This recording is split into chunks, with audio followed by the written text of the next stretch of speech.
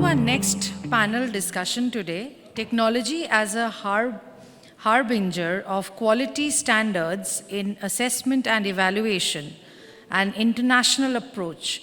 I would request our esteemed panelists to kindly be on stage. Dr. Zainab Rasheed, Director, Academic Strategy and International Relations, Hertfordshire Graduate School, UK, who is the moderator of the session. Dr. Farzana Firdousi, Director, Quality Assurance and Institutional Effectiveness, Dubai Medical College for Girls. Professor Sudhakar Kota, Director, Institutional Research and Quality Assurance, Outreach and Accreditation, Skyline University College, Sharjah. Mr. Santosh Nair, Managing Director, Global, Parul University, Gujarat, India. Tamil Selvan Ramadoss, CFO, Masa Trading FZE. I would like to request all our esteemed panelists to kindly take the stage, and I'll hand over the stage to Dr. Zainab Rasheed, who is the moderator for today's session. Good morning, everyone, and thank you for joining us. This discussion, as it's been mentioned, is about technology as a harbinger of quality assurance in students' evaluation and assessments. And my name is Zainab, and I will be moderating this particular discussion with our esteemed panel members. Before we proceed, I would request all the panel members to please introduce themselves. Ladies first. I'm Dr. Farzana Firdousi. I'm the Director of Quality Assurance and Institutional Effectiveness at Dubai Medical College for Girls, Dubai. I am Professor Kota, Director for IR and QA, that is Institutional Research and Quality Assurance at Skyline University. Hi, good morning. This is Tamil Selvan Ramadoss. I am from the industry side. I have more than 25 years of experience working in industry. But also we connect with the academia so that we follow a unique concept of helix triple model where we want to integrate the industry with the academia. So in that way, I'm representing as a Chief Financial Officer, and we also see how we can do a lot of assessment process for employees when we take them on board. A very good morning, one and all. I am Santosh Nair, and I am the Global Managing Director for Parul University. Parul University is one of the largest universities in the country and the largest in the state of Gujarat. And I would like to thank the entire team of Elets and Digital Learning for giving this opportunity to interact with the esteemed panel members and the audience as well. Thank you. Thank you very much for your introductions, and it's a very nice balance between academia and industry we have here on the stage, and it would, I'm sure, bring more fruit or more colors to our discussion.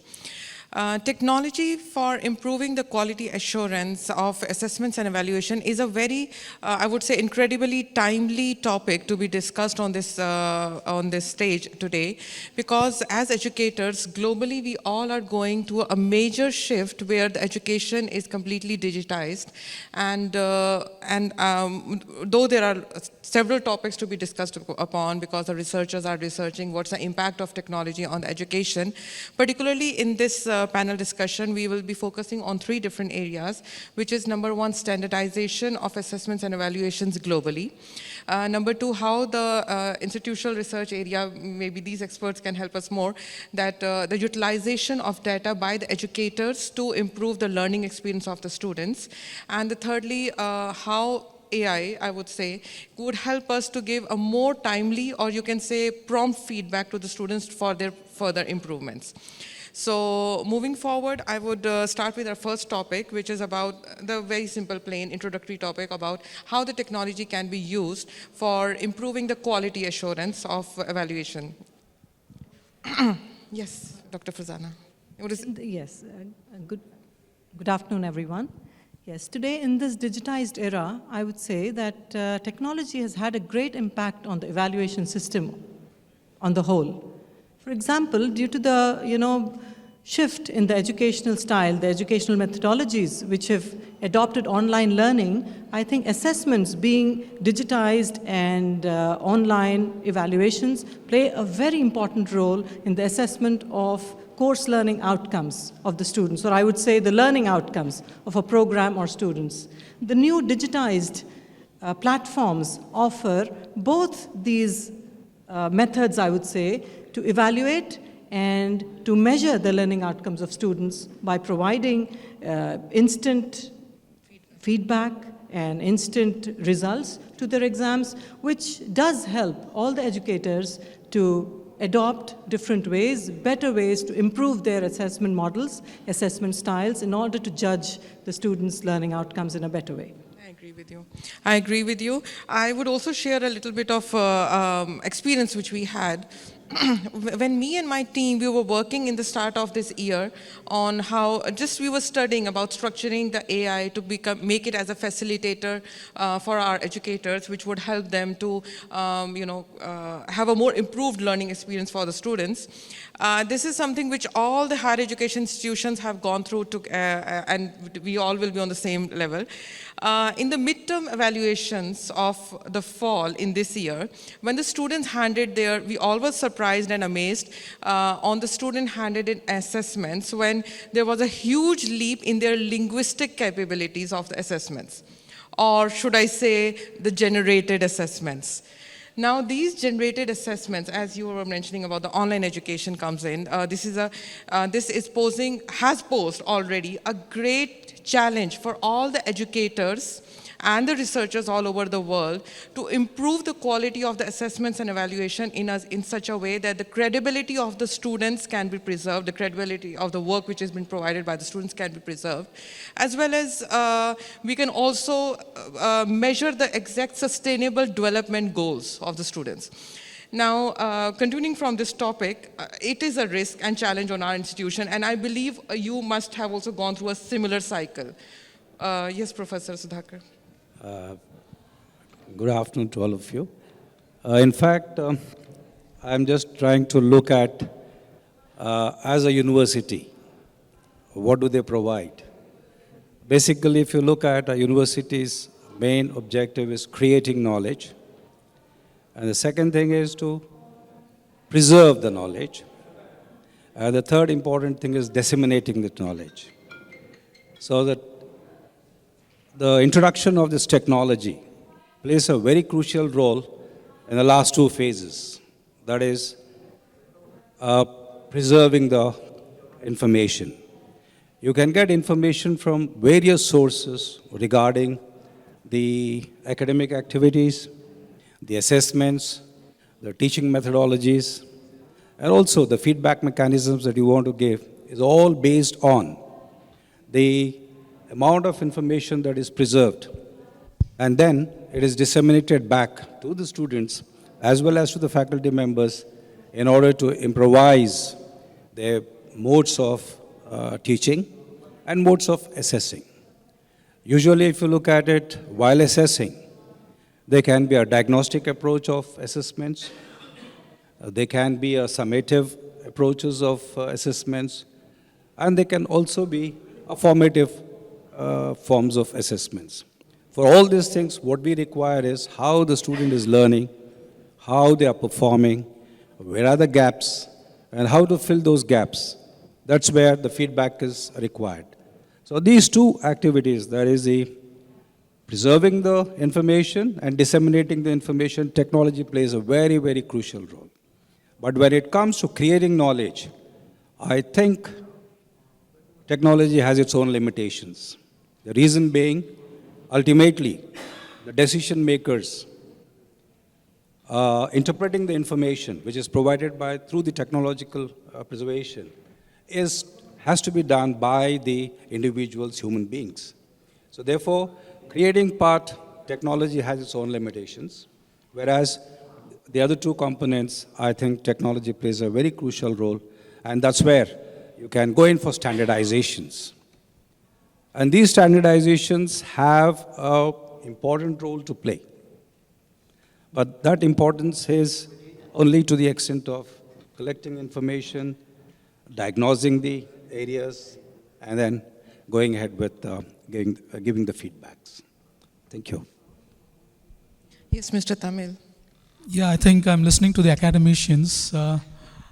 I've not been to universities almost for last 15 years, but I've been in the academia for last 20 years, where I sit on the training side for most of the higher education in terms of professional programs like chartered accounting. You talk CPA, you talk about CMA exams.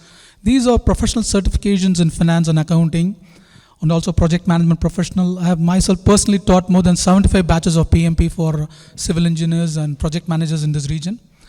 So from this experience background, what I want to talk about the technology in the education and more specific technology in assessment processes, right? In the education ecosystem, as our professor said, there is a lot of aspects in terms of creating the knowledge, how do you disseminate it. These are all basically ends with dissemination of the knowledge and the teaching pedagogy. But whether this system works better or not is well evaluated only based on the feedback which we get from the students, which is also, you can see very well in the exams or in the way they get the scores, correct? So now, there are two things. One is, how do you standardize the so-called assessment? So in the so-called evaluation ecosystem, first of all, there is something you need to understand: the mechanism of assessments. Now the mechanism of assessments for many, many years has been descriptive, where we write a lot of descriptive exams and those exams been evaluated. And in the off late in last 2 decades, most of the objective type of exams have come in, where you can say, choose the right answer and then you get it, even by sometimes by luck. But there are a lot of exams where we cannot do by that way. So from the descriptive, we moved on to the so-called objective type exams. So these tools are getting evaluated. But nowadays, the behavioral patterns of the students are we getting evaluated. I would like to talk to the academia. Even the descriptive exams are corrected by or tested or evaluated by the professors like you and teachers by you. But even softwares and artificial intelligence are available so that a bad handwriting by me is not less evaluated. So I was in a school and college where even my handwriting has gone into the evaluation process. It's not my knowledge, it's the handwriting also taken into account. But thanks to the AI, now whatever scribbling you do, still the knowledge what you expressed is what that is going to take it and evaluate to you. So this is the boom in the technology which can evaluate standardized level for all the level of students despite their ability to describe their writing skills. And what is we are looking out in the modern world is, as educators, as also industry people, is there a mechanism where technology can help us to evaluate these psycho, social and group behavior both inside the classroom and outside the classroom? Inside the classroom, a student will behave well. But you put him in a playground, you put him in a quarrel, you put him in a mob, it turns out to be a different behavior for him. These behavioral skills can be monitored through cameras if it is allowed by the system, and a collective process of these recordings can be sat as a record with each one by one student so that we can give them a good social skill building, which is most important for the current day.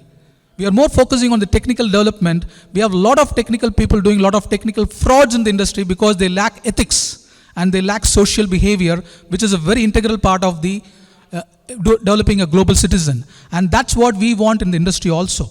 So when we talk about also on evaluating the students, there are a lot of fresh students who come from the college and they get into employment. We are now just having only the scorecards in them to evaluate them. But we need to have a system in the academia itself where the overall scoring, not only the technical, not only the objective and the descriptive and the linguistic skills are being tested, also the behavioral skills are tested in terms of some format, because we as employees are going to keep psychometric testing, but even that psychometric testing is more objective. So the 4 years of curriculum, 4 years or 5 years of studies with you in the university, if you give the scorecard using the technology, where technology can really help us, that could be summarized, because you cannot evaluate 300, 400 students just sitting by one professor. So technology can come into action, and those score reports, if it is passed on to the industry like us, we will be hiring the right people. Not only hiring the right people, we will know where is the skill sets, because when you look at the bio, when you look at the CV, they put all rosy picture and window dressing on what is their weak strengths. And you see very less points on the weakness. There is no human in the world without equal strength and equal weakness, right? So we as industry people want to know what is this people having as weakness and strength from a well evaluated system using technology, so that we can groom them also into better employees in future. Thank you very much, Mr. Tamil, for your input about how the technology can be utilized for improving the assessments and evaluation. Mr. Tamil, I will also take an input from you for your perspective of technology in education. However, one question which I'm having from Mr. Tamil itself, that yes, I understand you are trying to strike the right balance between their skill set as well as descriptive answers, but the challenge today, which as educators which we are having is, we cannot rely over students' formative and summative assessments anymore because of the descriptive part which is coming in. We know it now with the AI detectors that it is not the students' generated work.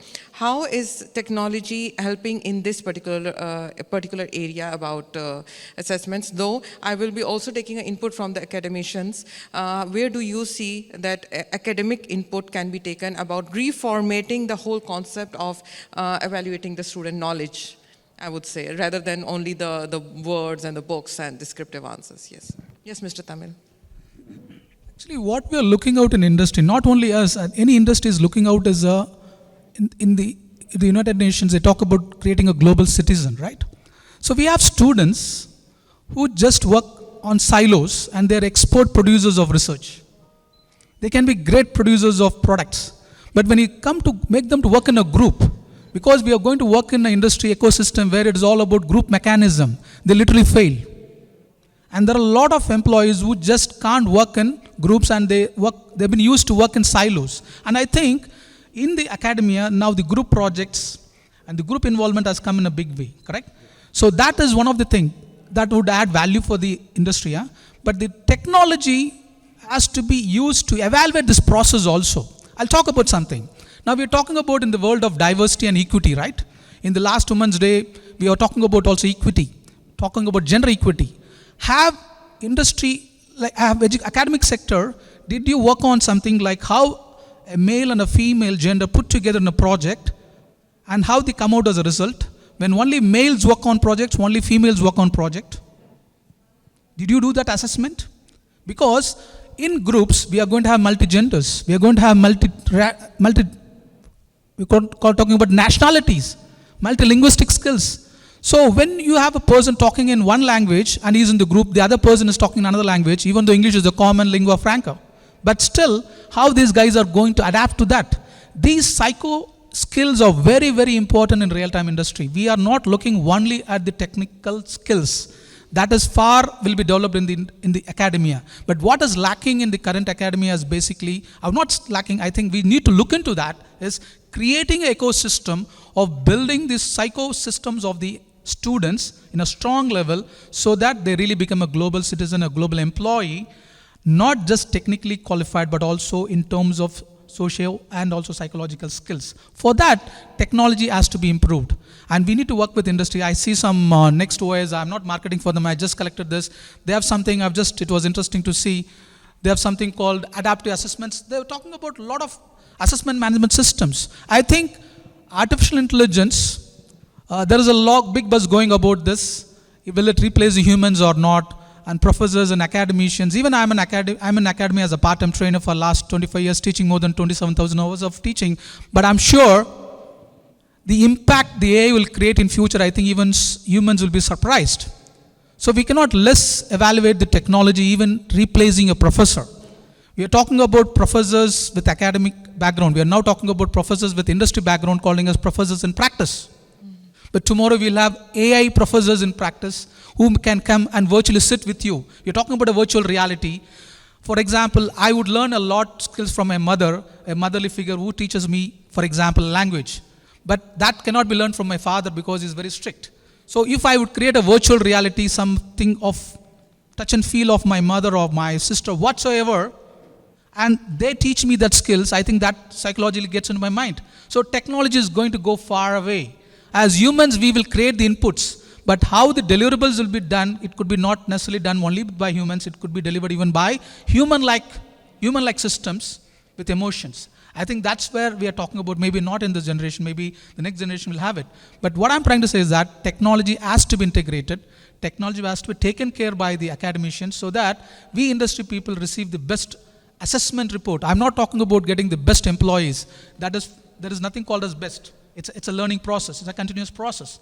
But when you give us a proper assessment, which is lacking now, that would help us to also make us inbound into our on the job and train them better. Thank you, Dr. Tamil. Yes, Mr. Santosh. Yeah, so a very nice discussion going on, and I would just like to throw some light on the topic.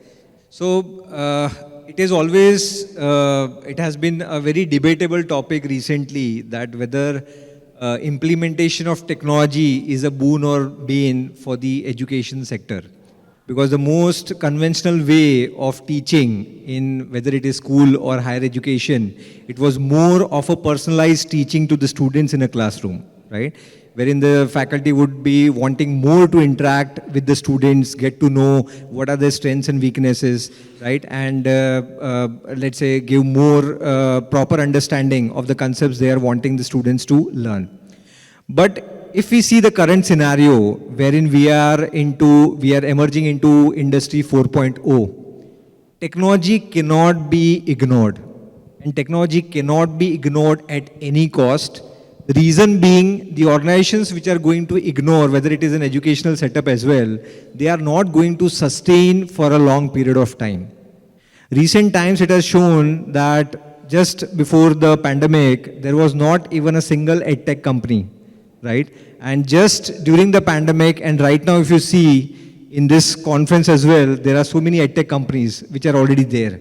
And these edtech companies are actually adding substantial value as compared to what a conventional institute or university is able to do.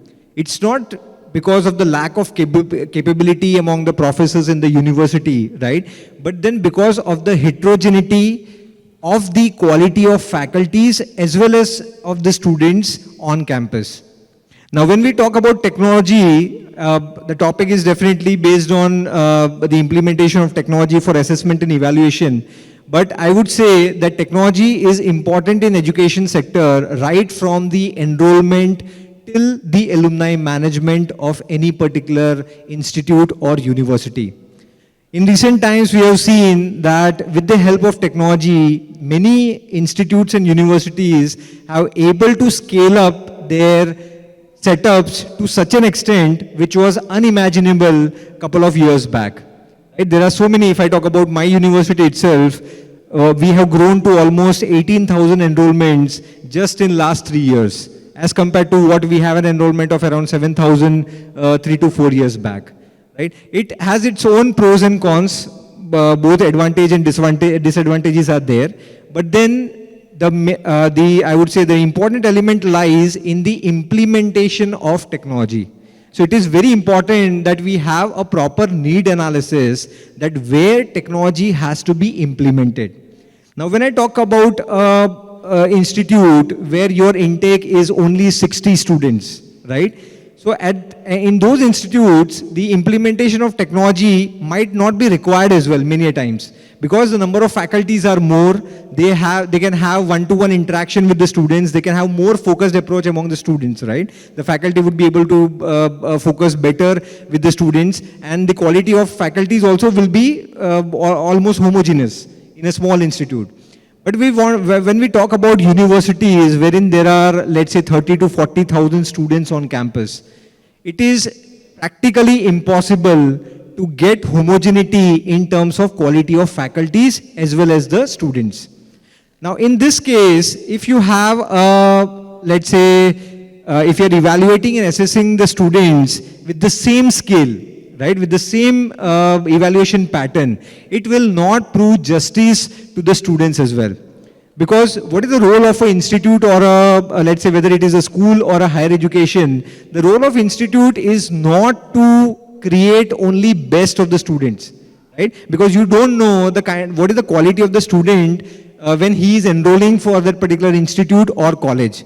When we talk about IITs, definitely there is a cutoff, there is a very streamlined process wherein you don't allow any student to join who goes below a particular, let's say, merit. But when we talk about private universities, now most of the private universities, the heterogeneity is humongous, right? There is a student who is having 40%, at the same time there is a student who is having 95%, and both of them many a times they are sitting in the same classroom. Right? At the same time, the evaluation which is there, the evaluation pattern which is there, it is same for a student who is scoring 40% and for a student who is scoring 100%. So how do we provide justice, overall justice to the student who is actually coming and let's say spending so much of amount and wanting to upgrade himself or herself? So the role of institute or school is to ensure to first of all evaluate that what is the level of the student who is getting enrolled into the institute and whether we are able to take him or her to the next level from the existing level at which they have enrolled, right? Now, how does this make differences? There is a concept called fast learners and slow learners, right? And there has to be different strategies for both the kind of students. And then there is an intermediate level which is of mediocres. Right? So if a person who is capable of scoring 60%, the objective of the teacher has to take him to the 70 or 80% and not directly to 100%, right? Because that student is not capable of going directly from 60 to 100. And if you are making him do it, either he is over exerting, right? Or he might get into depression, right? He might not be able to handle the situation depending upon the student. So similarly, a student who is scoring 40%, you cannot expect him to directly score 80%. And similarly, a student who is scoring 80%, you definitely would want him to score above 80% rather than going him below 80%, right? So the most important, I would say, characteristic of technology is, as Mr. Tamil said, adaptability. That is very, very important. So your evaluation and assessment has to be adaptable as per the current skill set and talent of the student. And this can happen only with technology, right? Because a single, let's say, faculty or a teacher cannot have 10 different question papers for different category of students, right? So for this particular reason, adaptive assessment is one of the things which will be of utmost importance when we talk about evaluation and assessment.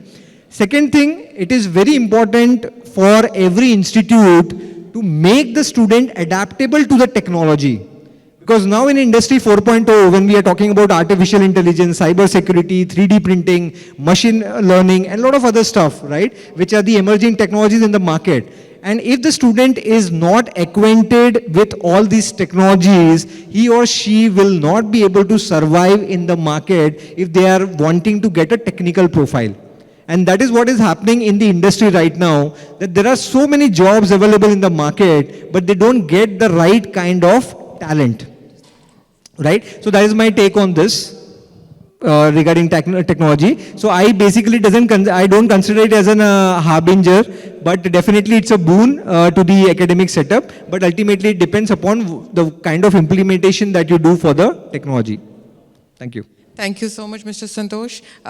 Professor Sudhakar, I think you wanted to add something to it. I was seeing that you were struggling. No, in fact, I just wanted to sum up and whatever this, both the panelists were talking about is, we are in an era where we are teaching to the 21st century learners with a 20th century pedagogy and with a 19th century curriculum. This is what is happening now. In fact, what has been mentioned till now, the adaptability, the differential learning, the differential levels of students that you have in the university levels, once again, you have to connect with the time frames, because all of us are in a very tight zones of semesters, academic years, with a number of courses. So therefore, the focus as of now remains largely on the academic areas. As the gentleman was talking about, having these evaluations on a socio-psycho-behavioral aspects of it, I think the time frame required would be much, much bigger, or the assessments which are made, like in the current zones, everywhere you find that competencies is one of the elements which is measured along with knowledge and skills. So this competencies, how far, how truly they are measuring the socio-psycho behaviors, leadership skills, and other things, is a question mark which needs to be developed and analyzed, evaluated, and a proper mechanism has to be put in place in order to evaluate so that we can give them a ready-made, employable persons who can fit into their work environment in totality. I think that gap remains and it will remain for quite some time to come. Thank you, Professor Santosh. Yes, Dr. Like any other, area, I think the assessments also need to be customized as per the needs. We cannot say one size fits all.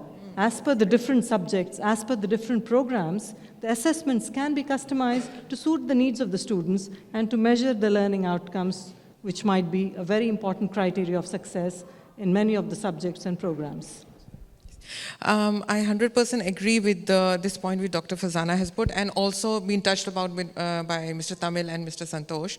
Adaptability of these assessments as per the student needs and requirements and his skill set is a very critical requirement of proceeding with improving the student knowledge. However, doing single-handedly by one faculty member educator is technically not possible, and that's when the technology plays role, and they can help us evaluating the different students based on different needs.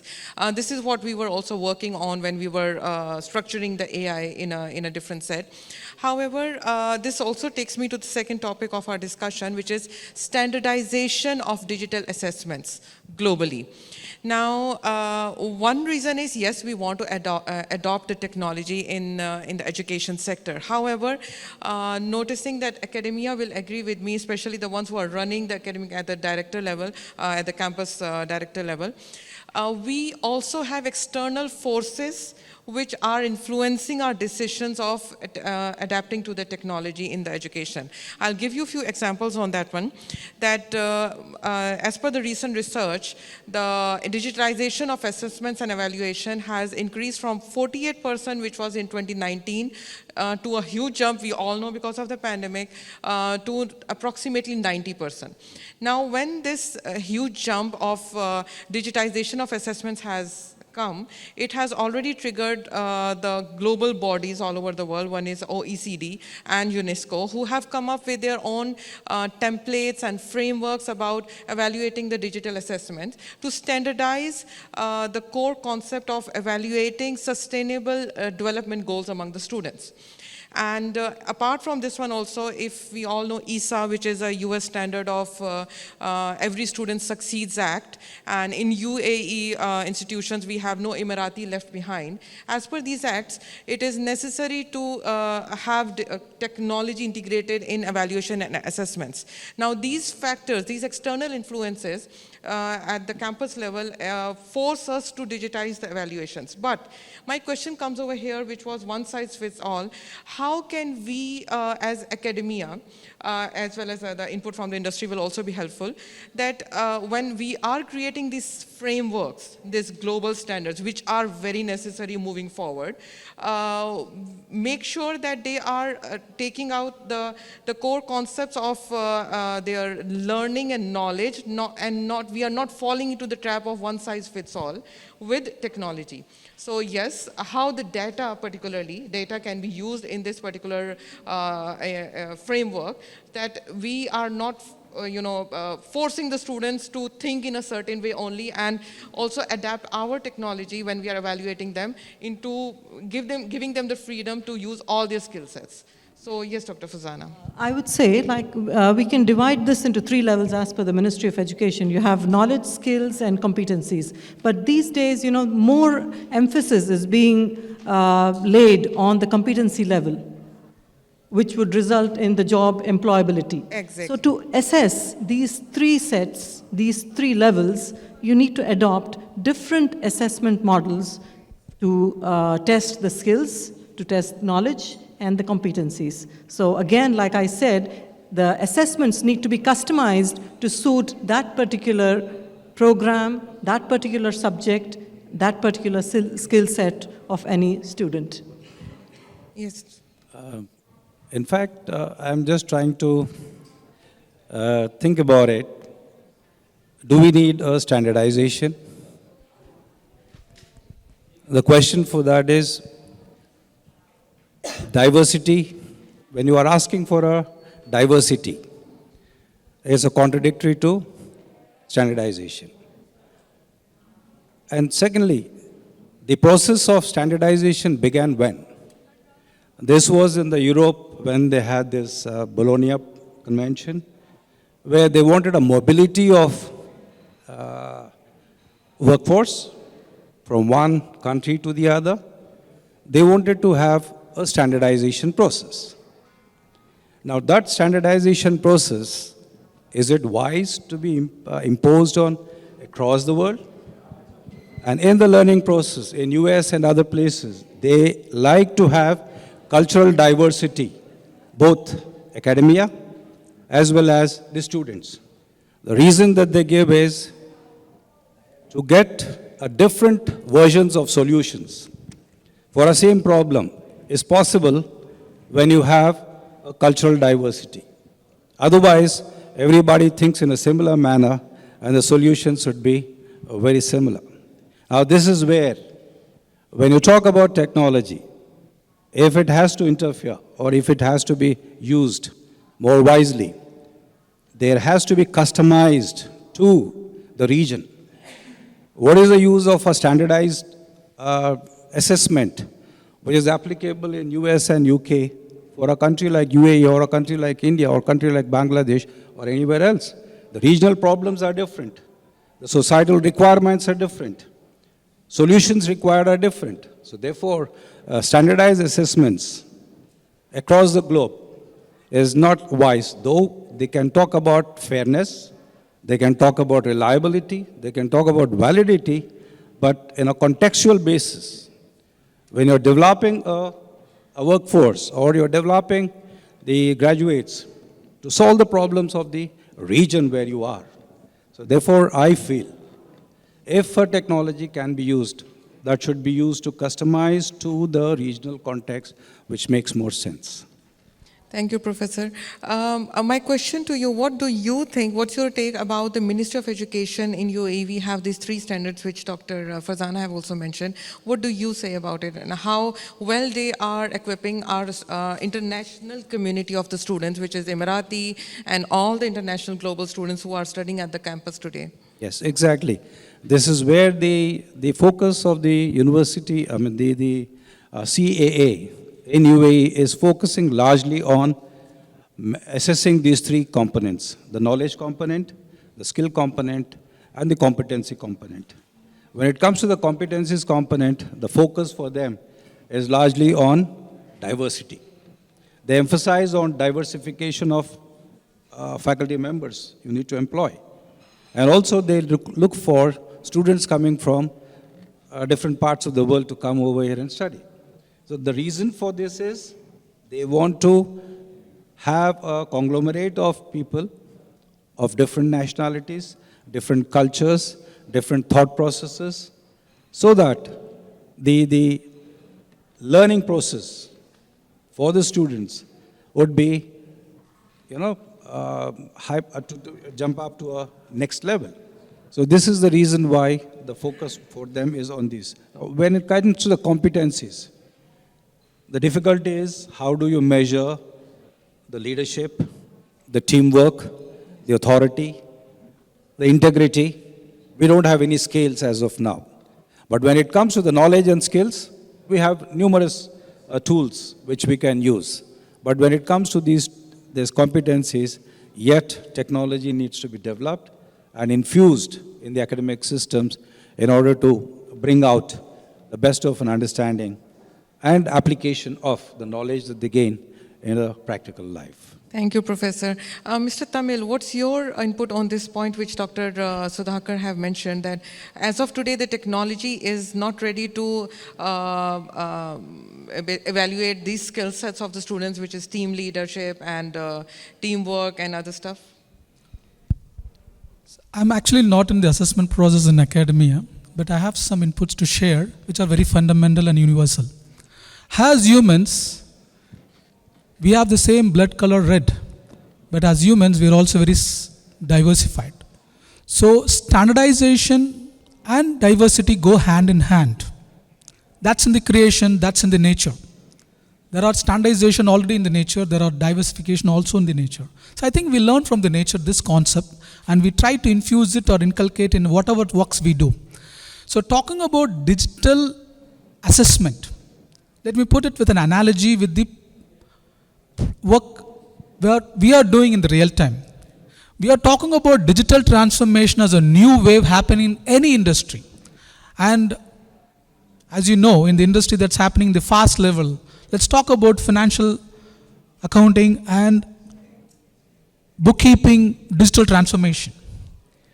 You know what I've seen, as an accountant, we used to write accounting entries in ledgers, in hands, and we had people belonging to 1950s who are my forerunners.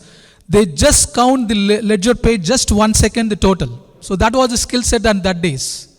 But today, people with calculator also they do mistakes, correct? So what is skill set has to be well defined. Technology can come and help us, can be a partner to us if you use it in the right way. So for me, digital transformation in assessment is not to be blamed on the technology, it's all to be blamed on how the people set up the system. What I mean is, even if you don't have a digital assessment, you would still have a standardized test like SAT. It is written through a pen and paper, for example. Is it not a standardized test? So why to blame the technology? So what we are trying to say is that, I completely agree with our professor here, but in a slightly different way. I would belong to the school of hybrid model because the universe is an hybrid model of standardization and diversity. We have a lot of things common here. We have also equally a lot of things diversified here. So let's take that concept and integrate also in our assessment pattern, wherein we can take the technology to help us. So for example, it is for the academia to decide what all the skill set that needs to be standardized and what all the skill set that will still remain for so many decades to come in a diversified pattern. Sometimes it can go this way and that way. What was standardized testing could go to diversified testing. What was tested in a diversified can go to this segment. But that is going to remain forever. You cannot make the whole world standardized and we are creating only Tom everywhere, not Tom, Dick and Harry. Correct? So we want all the people diversified, and that's what the US curriculum is all talking about, bringing from diversified thinking process to create best research out of it. So we need to have this idea inculcated into our system of assessment. But digital assessment can help in both standardized assessments and also in diversified assessments. More on the diversified assessments, because when you're talking about assessing a diversified skill sets, sometimes human bias come in and we might fail in properly not diagnosing or evaluating or giving a feedback in diversified skill sets. If you talk about standard skill sets or standard testing, you have a SAT paper corrected through a AI system or through a manual system, the variance will be very less. But if you give a diversified test of a case study analysis and how they come out with that analysis, when it's tested by a group of professors and when it's tested with AI systems and a combination of AI system and professors, each one would have a different outcome. So what I'm trying to say is that it's not a fight between either standardizing or rather diversifying it. It both has to be there. It's an hybrid model, but how much technology has to be put into it? As my friend said, how do you adapt the technology to it? That's very, very important. With one final note, I'll finish on this from my practical experience, because I'm not belonging to academia on the assessment on the digitalization. I do not know how many accounting people sitting here, but not very many maybe. There could be some professors who are teaching accounting. There are days when the journal entries of double entry system of accounting, we used to memorize, understand concepts, and we used to do it in book entries. Now, right from the journal entries till the trial balance till the balance sheet, there is an automation done, auto reconciliation done. There are students who come into the industry and they have some accounting knowledge, but they get used to this automated accounting. After 6 years, 5 years, 3 years, 4 years, you ask them what is the accounting flow, they do not know. They do not know. And this is the danger of standardizing and so-called digital transformation. So I invented a model called learn theoretically how to cook pizza, But you will never cook the pizza, but somebody will cook the pizza and you have to test it. This is how the world is going. You will learn accounting in colleges, but you will never do accounting work in the real-time work, but you have to still check the work that is done by the system. That's the complex world we are getting into. Before, we used to study accounting or any subject, then we used to practice and do it, then we need to evaluate on ourselves through experience. But now the gap of doing the work is getting out. That is going to be done by whom? Humans will be victimized by their own inventions, and I think this is one side of the negative side of technology, which we need to take in the right way. So we need not be victimized by the technology. We need to be having a friendly use of the technology, but we should see what are the gaps. So that would also apply to the assessment forum. It is not the technology that will tell you standardize it, or technology doesn't have any face. It's humans who have to deal with that. So in that way, you decide whether it is standardized testing, you want to use digitalization there, diversified testing, you want to utilize human involvement, or more of digital. That's all a call for us. Here I would like to add a personal note to it and get back to your point which you started, which you have said in starting, that there is nothing called best. It is an ongoing learning process. And in the ongoing learning process, I would also share my personal intake in that one. My background is completely from computer sciences and particularly software development. And I would say that I'm very honored and humbled that my own professors are today sitting in this audience, and they have seen me growing from last 20 years. In 2 decades, they have seen me growing. And what I would want to say over here is that the girl they saw and they brought to the industry and they asked me, she was a software developer. She created a university-based campus, a whole university system, automating registration, admissions, and the whole thing. And yes, that's what the 10 years old or 15 years old Zainab had done. But today when you ask me to rewrite the software or maybe bring up the whole, I was a project manager over there at that time, and I had few other developers working for me as well as the network administrators to implement the whole thing. We worked on RFID, we worked on AI, thank you for all the professors who had been encouraging me to do this one. But today if you ask me to do it again, no, I cannot. Because one, the technology has changed, the languages have changed, and number two, I have gone more into academia. My whole experience is more into, so learning is an ongoing process. We can't literally blame anyone that you have forgotten something which you have done in the college. The skills are there inside a human, which keep on getting polished and they keep on growing. So again, I won't blame the standardization for this purpose.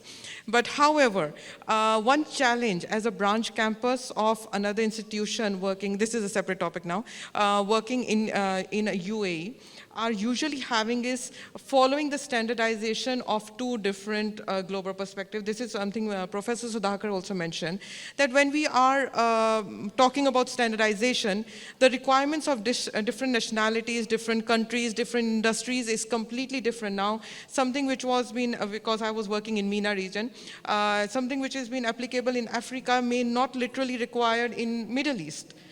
So yes, standardization at that large scale of the continents is not a very wise decision. But within one particular area or industry and sector is always helpful. However, when we are having branch campuses from Europe or USA operating in UAE, we have to follow two frameworks. More or less, they are asking the similar kind of reports, but institutional research department will agree with me that we have to report to the Ministry of Education, follow those standards, and we also have to report to the main campus, which is whichever that, and you also have to follow those standardizations. My question to Mr. Santosh is that where do you see the standardization of assessments and evaluation? There should be a borderline, especially when it comes to the digital assessments now, because the transformation of digital assessments has completely changed the face of how we are reporting back to our main campuses or how we are reporting to Ministry of Education. Where do you see that the borderline should be drawn? And I'm not talking about the skill set of the students, but I'm talking about the curricula, the development, the academia, and the requirements of the industry. Okay. So what I feel is standardization basically kills creativity and innovation, right? But however, standardization is important. At the same time, we cannot consider standardization as the only factor to define or derive effectiveness of assessment. Now, because the digital assessment or the use of technology in terms of in assessment would depend on a lot of factors. Now, very simple example, if I talk about, let's say, evaluating student on IELTS, right? Now, IELTS or TOEFL. So, that is one of the areas where standardization is required because the objective is common. The TOEFL test or the IELTS test, it wants to evaluate the students on their basic English competitive skills, right? So for that, they have standardized the entire test, and based on that, they are effectively able to evaluate the students. But then the same thing doesn't work for other fields. Now, for example, medical. If I talk about MBBS or paramedical courses, or if I talk about engineering, wherein mechanical engineering is there, right? So wherein you would want to test the students on a lot of other parameters apart from what is very, very standard, right?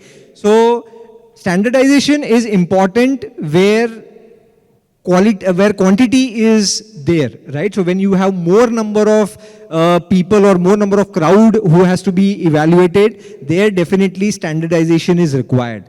But when we talk about quality of assessment, the standardization phenomena doesn't work, right? So there it is very important that you customize your assessment based on the capability and the requirement on the basis of which you would want to evaluate the student. So, as per my view, standardization is definitely important, but only in certain, let's say, implementations, right, where the crowd is more, where you want to, where the objective of the assessment is common, where the crowd is having the same aspiration. Let's say, for example, as I said, for IELTS, everyone has an aspiration to go abroad, right, by clearing that particular test. So when the aspiration is common and the crowd is a more of homogeneous crowd, and the objective is also common, there standardization might work. But then if you want to evaluate based on the creativity, innovativeness, and maybe the other skill sets of the candidate, then the standardization may not work. Thank you so much, Mr. Santosh. Though I'm finding this whole panel discussion very engaging, but I have already got to know that I need to wrap it up as soon as possible. So I would open the floor to any question and answers, comments, feedback, which you would, yes, please, somebody can give the microphone to the gentleman. Third last table over there. Please keep the question relevant to the topic, yeah. Thank you so much. Firstly, I would like to congratulate Mr. Santosh for a big achievement of getting over from 9,000 to 18,000 students within 3 years. So the question is, you got this 18,000 students just because of the adopting the new technology towards your university or investing more on the marketing activities? See, now when we talk about marketing activities, so as I said in the beginning, implementation of technology is not only restricted to assessment, evaluation, or teaching. Technology has to be implemented in each and every single phase of the activities that you're doing, right? From enrollment till the alumni engagement, right? So as you said that how the enrollment has, let's say, tripled in just a couple of years, right? That is because of implementation of digitization in terms of our marketing strategies. Right? So definitely marketing is there, but see, it's like if it was so easy to just market the product and you get admissions, then everybody would have definitely pumped in loads of money into that, right? But it's not only about marketing. It's about highlighting whatever you are doing at your campus on daily basis, right? What happens is, definitely gone are the days when people used to know only IITs and IIMs for the quality, right? But now there are a lot of private universities who are emerging and they are going much, much beyond as compared to IITs and IIMs as well, right? This is because the new institutions which are coming up, the private institutions, they are more, I would say, clear about what are their objectives, right? What is the kind of value addition they want to give to the students who are enrolling to their institutes. So as I said before as well, the role of the institute is not only to take up the best of the students and project them as the best, right? Because already the best is coming in, and even if you don't do anything, let's say if you have an input of only 20 to 30%, still these students are going to be the best in the market, right? Because they are the top cream of the country. But then the real objective of academic setup is, even if you are getting a mediocre student onto the campus, whether you are able to make them to the highest possible level through the value addition that you can do. So coming to your point, it is not only marketing, it is a lot of value addition that takes place, but at the same time, whatever value addition you are putting onto the students during their tenure at the university, it has to be appropriately projected and highlighted on social media or maybe digital platform, so that the entire mass across the globe, not only in the country, but across the globe, they can see that what are the best practices of that particular university. Thank you. Thank you, Santosh. We can take one more question if there's anything the audience wants to add. Thank you very much, and I would highly appreciate your time, your insights to the esteemed panel, and also the audience who had been very cooperative throughout the session, and I have enjoyed this a very engaging session, and thank you very much, everyone.